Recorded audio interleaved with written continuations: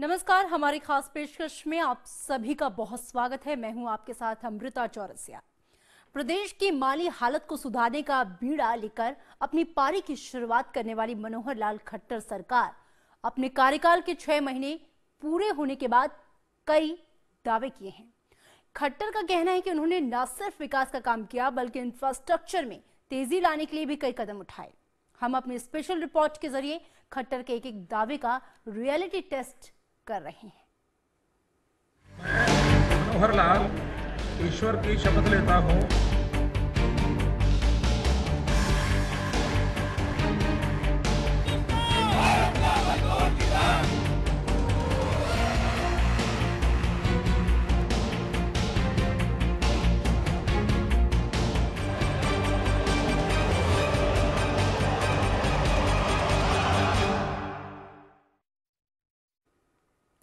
प्रदेश की खट्टर सरकार ने अपनी 6 महीनों की उपलब्धियों में सबसे बड़ी बात भ्रष्टाचार को लेकर रखी है। उन्होंने कहा कि राज्य के स्टेट विजिलेंस विभाग को सक्रिय किया गया है ताकि भ्रष्टाचार को खत्म किया जा सके। इसके साथ ही उन्हें कई अहम जिम्मेदारियां सौंपी गई हैं और इसके साथ ही खेलों के क्षेत्र पर भी खासा थी। बीजेपी जब चुनाव के लिए हरियाणा के सियासी समर में कूदी थी, उस वक्त पार्टी का एक बड़ा नारा था सुशासन का। बीजेपी ने प्रदेश को पारदर्शी सरकार देने का वादा किया था। इस बात का जिक्र मनोहर लाल खट्टर ने 6 महीने बाद अपनी उपलब्धियां गिनवाने के दौरान भी किया था। मुख्यमंत्री मनोहर लाल खट्टर का कहना है कि बीजेपी सरकार बनने पर 6 महीने के कार्यकाल में हरियाणा राज्य सतर्कता ब्यूरो को बेहद सक्रिय किया गया। राज्य सतर्कता ब्यूरो को आधुनिकीकरण करने की दिशा में प्रयास तेज किए गए। 6 महीने के दौरान 39 जांचें की गईं। इनमें से 16 दोषी साबित किए गए, जिसके बाद लगभग 15.5 लाख रुपए भ्रष्टाचार में संलिप्त अधिकारियों और कर्मचारियों से वसूलने की सिफारिश की गई। हमने राज्य सतर्कता ब्यूरो, स्टेट विजिलेंस, इसको भी सक्रिय बनाया है, सक्रिय किया है। इसको आधुनिक बनाने के लिए भी हमने प्रयत्न किए हैं। 1064 ये एक ऐसा टेलीफोन नंबर है जिसके ऊपर किसी भी प्रकार की शिकायत जनता कर सकती है और 24 घंटे के अंदर अंदर जो भी कुछ बात बताई जाएगी, हमारा सतर्कता ब्यूरो उस पर एक्शन लेगा। इतना ही नहीं, 6 महीने के दौरान राज्य सतर्कता ब्यूरो को सक्रिय करने के साथ ही उन्हें कई अहम जिम्मेदारियां भी सरकार की तरफ से सौंपी गई हैं। खट्टर सरकार ने स्टेट विजिलेंस ब्यूरो को 30 नई जांचें सौंपी हैं। इनमें पंचकुला का कौशल्या डैम घोटाला, हरियाणा सिविल सेवा भर्ती में अनियमितताएं, अंबाला का मनरेगा घोटाला और फरीदाबाद में 8012 वर्ग गज सरकारी भूमि घोटाला शामिल है। अभी 39 मामलों की जांच हुई है। 16 मामले ऐसे हैं जिसमें 33 अधिकारी और कर्मचारियों को दोषी पाया है। ये जो हमारा विजिलेंस ब्यूरो है, इसने 15,11,000 रुपए की वसूली करने की सिफारिश की है। 30 नए जांच ये हमने सतर्कता ब्यूरो को सौंपे हैं, जिसमें मुख्य तौर पर पंचकुला का कौशल्या बांध घोटाला, HCS की नियुक्तियों में अनियमितताएं, अंबाला का मनरेगा घोटाला और NIT फरीदाबाद में 8012 वर्ग गज सरकारी जमीन का घोटाला, ये प्रमुख हैं। इसके अलावा खेल के क्षेत्र में बढ़ावा देने के लिए sports and physical activity policy के तहत भी खिलाड़ियों को प्रोत्साहन देने का काम किया गया है। एक्टिविटी पॉलिसी, शारीरिक शिक्षा, हरियाणा शारीरिक गतिविधियां खेल नीति 2015, उसके अंतर्गत सभी खिलाड़ियों को अधिक और प्रोत्साहन मिले, इसके लिए कई योजनाएं बनाई। ग्राम ग्राम में व्यायामशालाएं खुले, ग्राम पंचायत लेवल पर भी 2 एकड़ भूमि पर व्यायामशाला खुले। हमारा उद्देश्य खिलाड़ियों को प्रोत्साहन देकर नए कीर्तिमान खड़े करना एक विषय, सामान्य समाज इसकी शारीरिक स्वास्थ्य को ध्यान में रखते हुए उनकी रुचि व्यायाम में बढ़े, एक दूसरा उद्देश्य है। इन दोनों उद्देश्यों की पूर्ति के लिए हम अपनी नई खेल नीति और हमारी शारीरिक गतिविधि इसकी ओर आगे बढ़ रहे हैं। ये सब स्टेडियम, ब्लॉक लेवल पर, जिला केंद्रों पर भी जहां इस समय कोई कमी है उसको भी हम दूर करेंगे, उनको भी हम और सुदृढ़ बनाएंगे। लेकिन विपक्षी कांग्रेस इस बात को मानने को तैयार नहीं है कि राज्य में खट्टर सरकार ने विकास का कोई काम किया है। कांग्रेस का कहना है कि इस सरकार को सत्ता का नशा हो चुका है, इसलिए इसे आम आदमी की कोई फिक्र ही नहीं है। मानसिक संतुलन खराब हो गया कि सत्ता जो है ना, इनके सर के ऊपर चढ़ के बोल रही है। पहली बार एमएलए बने हैं, मंत्री जरूर बन गए, लेकिन बहुत लोग ऐसे हैं जो पहली बार ही एमएलए बने हैं सारे, और पहली बार एमएलए बनते ही इतना बड़ा पद मिल जाता है तो स्वाभाविक है कि उसमें जो है सुरूर आ ही जाता है। वो नशे का सुरूर है, वो घूम रहा है। और जिस दिन नशा उतरेगा ना, ज़मीन पर आएंगे जब इनको पता लग जाएगा, जब इनके यहाँ लोगों के सामने फेस करना इनके लिए मुश्किल हो जाएगा। अभी तो 6 महीने हुए हैं, जिस दिन इनको 12 महीना होगा, गारंटी से कह सकता हूँ कि पब्लिक के अंदर फिर नहीं पाएंगे। ऐसी पोजीशन है। किया क्या है, राज्य और केंद्र में बीजेपी की सरकार होने के चलते इस बात में कोई शक नहीं कि अगर सरकार को काम करने की दृढ़ इच्छा शक्ति होगी तो उसे काम करने से कोई नहीं रोक सकता है।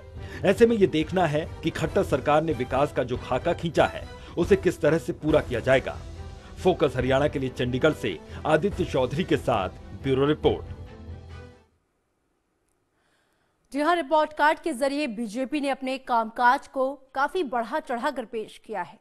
बीजेपी का दावा है कि अगले 4.5 साल में इसी रास्ते पर राज्य का विकास किया जाएगा, जबकि प्रदेश की जनता ये मानती ही नहीं है कि उनके चुने हुए नुमाइंदे विकास के लिए काम को लेकर इतने गंभीर हैं।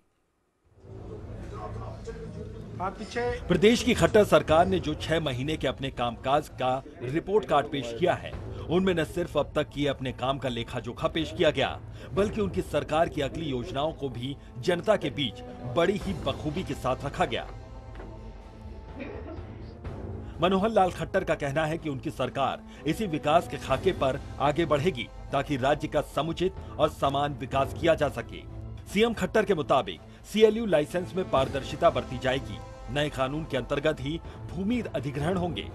किसानों की मर्जी के बगैर नहीं होगा अधिग्रहण। चिकित्सा के क्षेत्र में कई परियोजनाओं पर काम होगा। 21 जिला केंद्रों में आयुष के बड़े केंद्र खोले जाएंगे। साथ ही सरकार आदर्श ग्राम योजना पर भी खासा जोर दे रही है। शिक्षा के साथ संस्कार देने का काम भी साथ साथ करना होगा ताकि लाइफ वैल्यूज ये भी जनता में आए। इसके लिए चाहे हमको पुस्तकों का, धार्मिक ग्रंथों का, संस्कारों के नाते, सांस्कृतिक बातों का, इतिहास का, जो भी अच्छी बात सिखाने के नाते हमको उपयोगी लगेगी, उसका अलग से नैतिक शिक्षा पाठ्यक्रम बनाकर इसको लागू करेंगे। स्वास्थ्य की दृष्टि से हमारे चिकित्सा विभाग ने स्वास्थ्य की कई परियोजनाएं शुरू की हैं।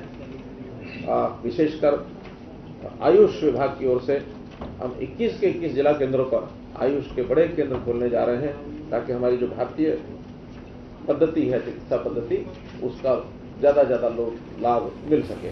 मनोहर लाल खट्टर ने कहा कि उनकी सरकार के 6 महीने पूरे हो जाने के बाद अब उनका अगला जोर स्वच्छता अभियान पर रहेगा। इसके लिए 1ली से 10वीं तक के पाठ्यक्रम में इसे जोड़ा जाएगा और एक शिफ्ट में स्वच्छता पर काम होगा। इसको लेकर चंडीगढ़ में 10 राज्यों के मुख्यमंत्रियों की बैठक भी जल्द ही होने जा रही है। इसके अलावा जून तक सभी स्कूलों में शौचालय बने, इसके लिए हरियाणा स्वच्छता कोष बनाया गया है। भारत स्वच्छ अभियान अभी कल हुई, यस्टरडे ओनली, कल ही एक मीटिंग हमारी हुई है। सब ग्रुप जो नीति आयोग के अंतर्गत बनाए गए हैं, जिसमें चंद्रबाबू नायडू, वो हमारे आंध्र प्रदेश के मुख्यमंत्री के कन्वीनर हैं। वहां विचार किया गया है कि स्वच्छता का स्वभाव ये व्यक्ति का मूल स्वभाव बनना चाहिए। तो शिक्षा, प्रारंभिक शिक्षा से ही इस स्वभाव को पैदा करने के लिए पाठ्यक्रम में हम इस नाते से भी एक पीरियड स्वच्छ सफाई का ये भी हम जोड़ने जा रहे हैं, जो 1ली से 10वीं कक्षा तक हर विद्यार्थी को एक कक्षा में इस काम को करना होगा। इसी ग्रुप की अगली मीटिंग मई में किसी दिन होगी। हमारे निमंत्रण पर सब ग्रुप ने स्वीकार किया है कि चंडीगढ़ में वो मीटिंग करने जा रहे हैं, जिसके अंदर 10 प्रांतों के मुख्यमंत्री अपेक्षित हैं। कहीं से मुख्यमंत्री, कहीं से उनके मंत्री, ये सब आएंगे।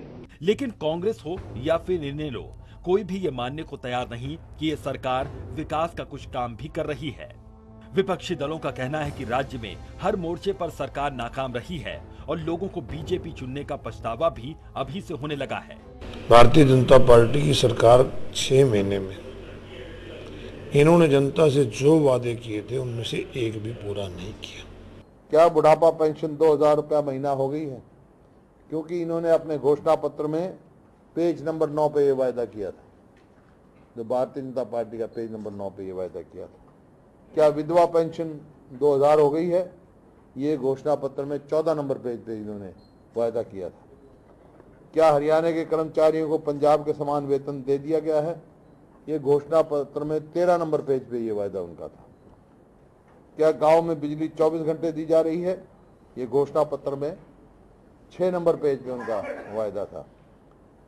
क्या किसानों की फसलों की कीमत 50% मुनाफे के साथ मिल रही है? घोषणा पत्र 6 नंबर पेज पे उनका ये वायदा था। क्या सारी फसलों की मंडियों में पिटाई नहीं हुई है? धान, पहले धान पिटा किसान का, कपास पिटी, पॉपुलर पिटा, आलू पिटा, बाजरा पिटा, और जब गेहूं की बिजाई की बारी आई किसान खुद पिटा। उधर लोगों की शिकायत इस बात को लेकर है कि पिछली सरकार में उनके विधायक कम से कम उनका हालचाल तो जानने आते थे, लेकिन मौजूदा विधायक जब से चुने गए हैं एक बार भी उनकी अपने हलके में आज तक दर्शन नहीं हो पाए। मोदी सरकार ने चाय के नाम पे वोट हथियाए हो, वोट लिए हो, लेकिन मौजूदा अभी 6 महीने की खट्टर सरकार है, भाजपा की सरकार है, उसके प्रति लोगों का मोह भंग होता नजर आ रहा है। चाय की दुकान करते हैं, एक दुकानदार मेरे साथ है, उनसे बातचीत करते हैं। चाय के नाम पे वोट लिए गए बीजेपी द्वारा, बेशक हरियाणा में भी, बेशक सेंटर में भी। क्या मानना है, आप किस तरह से ले रहे हैं इस सरकार को? ऐसे जी ये सरकार क्या आई है, बेड़ा गर्क करके रख दिया जी। पहले क्या था, मैडम विधायक हमारे वो करते जब मर्जी रात को जाओ बुला लो। अब वो जब से वो गए हैं, अपने विधायक जी हैं, इनके तो दर्शन ही दुर्लभ हो गए हैं। ये कहते थे मैं विधायक बन जाऊंगा, हर 10 मिनट बाद तुम्हारे दरवाजे पे नजर आऊंगा। आप दर्शन के लिए कोठी पे जाओ तो दर्शन नहीं होते। वादे किए थे, किसान हताहत बेहाल है, परेशान है, लेकिन आप इन वादों को किस तरह से ले रहे हैं? जो 6 महीने का कार्यकाल है खट्टर सरकार का, वो उसको किस तरह से ले रहे हैं? सत्ता में आने से पहले सरकार ने बहुत बड़े बड़े वायदे किए थे। केंद्र की चाहे मोदी सरकार हो या हरियाणा की खट्टर सरकार, सत्ता में आने से पहले कहा था कि बेरोजगार लोगों को, युवाओं को रोजगार देंगे, किसानों को जो है ना बड़ी बड़ी सहूलियतें देंगे, स्वामीनाथन आयोग की रिपोर्ट लागू करेंगे, तमाम पेंशन है बोले 2000 रुपये करेंगे, कर्मचारियों को बोले पंजाब के समान वेतन मान देंगे। लेकिन ये तो बिल्कुल उलट करते जा रहे हैं। युवाओं को रोजगार देने की बात थी, लेकिन यहाँ तो कल ही परसों में जो है ना 25,000 नौकरियों के जो फार्म लिए गए थे पिछली सरकार के द्वारा, उसे रद्द कर दिया गया है। युवाओं के जो है ना इंटरव्यू हो चुके थे, उनको तमाम को रद्द कर दिया गया है। बहरहाल अब देखना है कि जिस तरह की नाराजगी प्रदेश की जनता को खट्टर सरकार से है, उसे कैसे मुख्यमंत्री दूर करते हैं, क्योंकि कहा जाता है कि लोकतंत्र में जनता ही सर्वोपरि है। अगर जनता नाराज हो तो प्रदेश के राजा खुश नहीं रह सकते हैं। फोकस हरियाणा के लिए चंडीगढ़ से आदित्य चौधरी के साथ ब्यूरो रिपोर्ट। तो ये था खट्टर सरकार का रिपोर्ट कार्ड। दीजिए इजाजत, नमस्कार। मैं मनोहर लाल ईश्वर की शपथ लेता हूँ